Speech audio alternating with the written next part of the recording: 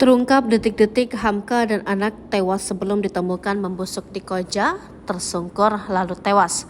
Teka-teki sebab kematian pengusaha travel umroh bernama Hamka dan anak bungsunya Akyu yang ditemukan membusuk di Koja, Jakarta Utara mulai tersusun. Kondisi istri Hamka, Nur Hikmah Fujianti atau NFH sebagai saksi kunci kematian Hamka dan Akyu mulai pulih setelah ditemukan lemas dan terganggu psikisnya pada Sabtu 28 Oktober 2023. Akhirnya NFH dapat memberikan keterangan terkait kematian suami dan anak bungsunya kepada polisi. Ini disampaikan Kapolres Metro Jakarta Utara, Kombes Gideon Arif Setiawan dikutip Tribun Jakarta.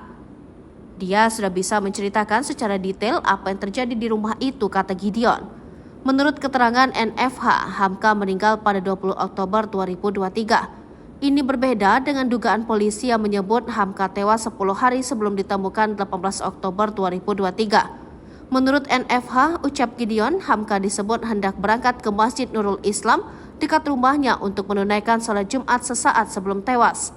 Namun, Hamka tiba-tiba terjatuh di dekat kamar mandinya setelah mengambil air wudhu dan langsung tak sadarkan diri hingga akhirnya meninggal. Dari keterangan NFH bahwa suaminya meninggal pada 20 Oktober 2023 siang, yang harusnya biasanya mereka mau sholat Jumat, sambung Gideon.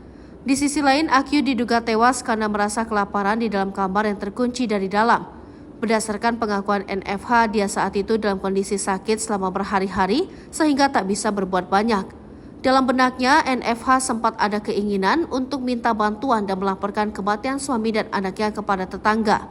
Akan tetapi, kondisi fisik dan mentalnya tak mendukung saat itu. NFH hanya bisa terdiam di dalam lantai 2 rumahnya di Jalan Balai Rakyat, Tugu Selatan, Koja, Jakarta Utara hingga akhirnya kediaman itu didobrak warga. Warga bersama petugas Babinsa mendobrak pintu rumah NFH dan mendapati yang bersangkutan termangu sementara suami dan anaknya tewas membusuk.